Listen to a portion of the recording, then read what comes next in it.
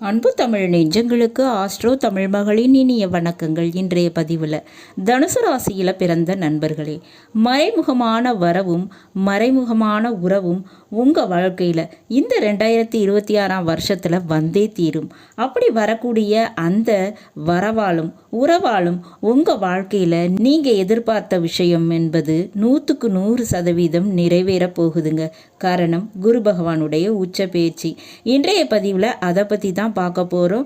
குரு பகவானுடைய பயிற்சி பலன்கள் குறித்து பார்க்க போகிறோம். பதிவினை முழுமையாக பாருங்கள். பதிவு பிடிச்சிருந்தால் லைக் பண்ணி கமெண்ட் பண்ணி மற்ற நண்பர்கள் உறவினர்கள் பயன்பெற அவங்களுக்கும் ஷேர் பண்ண மறந்துடாதீங்க. இதுவரை நம்முடைய ஆஸ்ட்ரோ தமிழ் மகள் சேனலை சப்ஸ்கிரைப் பண்ணாத நண்பர்கள் சப்ஸ்கிரைப் பண்ணி கூடவே தெரிகிற பெல்லைக்கான கிளிக் பண்ணி ஆல் ஆப்ஷன்ஸும் செலக்ட் பண்ணி வச்சுக்கோங்க.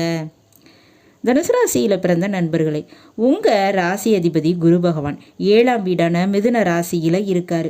ஜூன் மாதம் 2ஆம் தேதி செவ்வாய்க்கிழமை அன்று பயிற்சியாகி கடகராசிக்கு போய் உச்சமும் அடைகிறார். உங்கள் ராசி அதிபதி 8ஆம் வீட்டில் மறைகிறாருங்க. ஆனால் 8ஆம் வீடுங்கிறது அவருடைய உச்ச வீடு. அப்போ தனுசு ராசியில் பிறந்தவங்க எப்பவுமே தான தர்மம், சமூக சேவை, தொண்டு, தியாகம் இதெல்லாம் உங்கள் உடன் பிறந்த விஷயமாக இருக்கும். நீங்கள் எந்த ஒரு நாட்டில் இருந்தாலும் சரி, எந்த ஒரு மதத்தினை கடைபிடிச்சாலும் சரிங்க, எப்படினாலும் ஒரு சேவையை, ஒரு சர்வீஸ் பேஸ்டு விஷயத்தை பண்ணிட்டு தான் இருப்பீங்க. அல்லது மற்றவங்களுக்கு உதவி செய்வது போன்ற விஷயத்தில் ஈடுபட்டு இருப்பீங்க. இதில் முக்கியமாக 8ஆம் வீட்டில் உச்சமடையக்கூடிய குரு பகவான் இந்த 2026 வெளிநாடு, வெளிமாநிலம் அல்லது வெளியில் இருந்து பழகக்கூடிய உறவுகள் மூலமாக உங்களுக்கு வருமானத்தை கொடுக்க போகிறாருங்க. அந்த வருமானம் என்பது எப்படி இருக்கும் அப்படின்னா, இதுவரைக்கும் உங்களுக்கு கிடைக்காத ஒரு மிகப்பெரிய தொகையாக இருக்கும். அப்போ வெளிநாட்டில் வேலை தொழிலுக்கு ட்ரை பண்ணுறவங்க தாராளமாக செய்யலாம். வெளி மாநிலத்தில் பிஸ்னஸ் ரெடி பண்ணுறவங்க தாராளமாக செய்யலாம். இம்போர்ட் எக்ஸ்போர்ட் பிஸ்னஸ்ஸு சூப்பராக போகுங்க. மறைமுக வழியில் கண்டிப்பாக பணவரவுங்கிறது உண்டு. மேலும் வாழ்க்கை துணை வழியில் ஒரு சொத்தோ வீடோ மனையோ உங்களுக்கு கிடைக்க வாய்ப்பு உண்டு. மேலும் நட்பு அல்லது சொத்து இவங்க மூலமாக உங்களுக்கு சொத்து கிடைக்க, அல்லது அவங்களுடைய சொத்து அவங்க வெளிநாடு போய் செட்டில் ஆவதால் அதை அனுபவிக்கக்கூடிய யோகம் உங்களுக்கு கிடைக்கும்.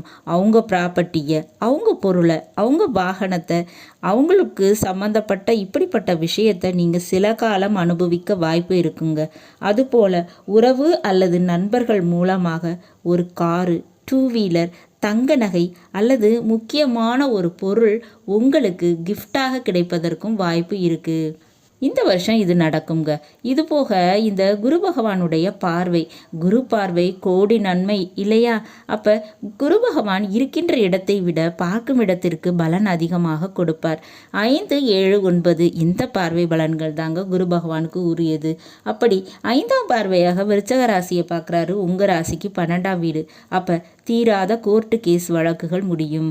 ஒரு உறவினை விட்டு விலகி வேறு ஒரு உறவிடம் போவீங்க.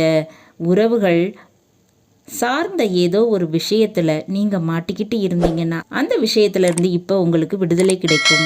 மாமியார் வீட்டு பிரச்சனை குறையுங்க. சிலருக்கு வேறு ஊரில் போய் செட்டில் ஆகக்கூடிய வாய்ப்பும் கிடைக்கும். ஆனால் சுபவிர செலவுகள்ங்கிறது உண்டுங்க. நிச்சயமாக இந்த வருஷம் உங்கள் பிள்ளைகள் ரீதியாக ஏதாவது செலவு என்பது வந்து சேரும். அடுத்ததாக 7ஆம் பார்வையாக மகர ராசியை பார்க்குறாரு. அது உங்களுக்கு 2ஆம் வீடு, குடும்பஸ்தானம். அப்போ குடும்பத்தில் ஏதோ ஒரு உறவு வருவதை உறுதிப்படுத்துகிறது இந்த பார்வை. குரு பகவான் மூலமாக குடும்பத்தில் ஒரு சுபகாரியம் நிகழ்ந்தே தீரும். அதுபோல் உங்களுடைய வாழ்க்கையில் தேவைப்படக்கூடிய ஒரு புதிய பொருளினை நீங்கள் வாங்க போகிறீங்க. அடுத்ததாக 9ஆம் பார்வையாக உங்கள் ராசிக்கு 4ஆம் வீடான மீன ராசியை பார்க்குறாரு. அங்கே இருக்கக்கூடிய சனி பகவானை பார்க்கிறார். அப்போ வேலை தொழில் விஷயத்தில் ஒரு படிப்பினை அல்லது ஒரு புதிய விஷயத்தை நீங்கள் கற்றுக்க போகிறீங்க. பழைய வீட்டினை புதுப்பிப்பீங்க. ஏற்கனவே வாங்கி வச்ச இடத்துல வீடு கட்ட தொடங்க போகிறீங்க. அல்லது ஒரு புனரமைப்பு ரீகன்ஸ்ட்ரக்ஷன் பண்ண போகிறீங்க. இது உறுதியாக நடக்குங்க. மேலும் மிக முக்கியமாக கர்ப்பப்பை பிரச்சனை, வயிறு சம்பந்தப்பட்ட நோய் பிரச்சனைகள் இருந்தால் அது சரியாயிடுங்க. உங்கள் பேரை யாராவது பயன்படுத்தி இல்லீகல் ஆக்டிவிட்டி பண்ணுறாங்களா அல்லது உங்கள் மேலே குறை பழி போட்டாங்களா, அது இப்போ சரியாயிடுங்க. இப்படிப்பட்ட நன்மைகளை எல்லாம் தரக்கூடிய இந்த குரு பகவானை அவருடைய உச்ச காலகட்டத்தில் என்ன வழிபாடு செய்யலாம் அப்படின்னு கேட்டிங்கன்னா, முருக வழிபாடு எப்போவுமே இந்த தனுசு ராசியில் பிறந்தவங்களுக்கு நன்மைகள் பல தருங்க. திருச்செந்தூர் சென்று முருகனை வழிபாடு செய்யுங்க, வேண்டிய வரம் நிச்சயம் தருவார். வியாழக்கிழமைகளில் சென்று வழிபாடு செய்வது மேலும் சிறப்பினை தரும். நல்லது நண்பர்களே, இன்றைய பதிவு உங்களுக்கு பிடிச்சிருக்கும்னு நினைக்கிறேன். பிடிச்சிருந்தால் லைக் பண்ணி கமெண்ட் பண்ணி மற்ற நண்பர்கள் உறவினர்கள் பயன்பெற அவங்களுக்கும் ஷேர் பண்ண மறந்துடாதீங்க. இதுவரை நம்முடைய ஆஸ்ட்ரோ தமிழ் மகள் சேனலை சப்ஸ்கிரைப் பண்ணாத நண்பர்கள் சப்ஸ்கிரைப் பண்ணி கூடவே தெரிகிற பெல் ஐகானை கிளிக் பண்ணி ஆல் ஆப்ஷன்ஸும் செலக்ட் பண்ணி வச்சுக்கோங்க. மீண்டும் நல்லதொரு வாய்ப்பினில் உங்கள் அனைவரையும் சந்திக்கிறேன். அதுவரை ஆஸ்ட்ரோ தமிழ் மகளின் அன்பு கலந்த வணக்கங்கள். நன்றி.